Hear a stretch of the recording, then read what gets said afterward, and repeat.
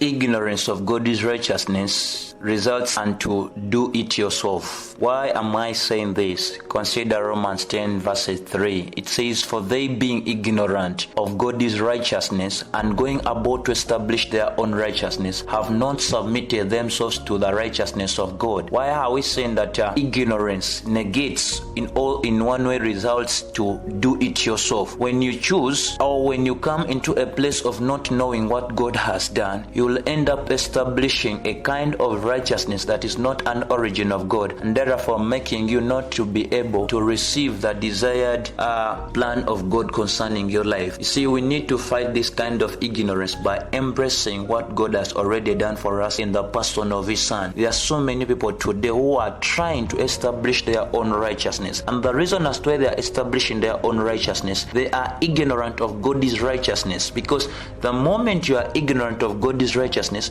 you will create a kind of righteousness that is not acceptable before God, and therefore it's going to lead you into destruction. Therefore, one thing we need to understand, our own doing it ourselves cannot merit, or it cannot qualify us for what God has already done for us. The Bible says, for they being ignorant, these are Jews, people that had a covenant relationship with God. He loved them so much, but even them, since they didn't adhere to the way God now makes people right, they began to create their own righteousness, therefore not submitting to the righteousness of God. So what do we have to learn out of this? Please don't be ignorant of a particular righteousness that God has now already made manifest for every one of us to partake of. This is a kind of righteousness that is based on the faith of the person of Jesus Christ. Do not create your own, because God will not accept it. Why won't God accept it? Because Matthew 5:20 says that if our righteousness does not exceed the righteousness of the Pharisees and the scribes, none of us shall be accepted.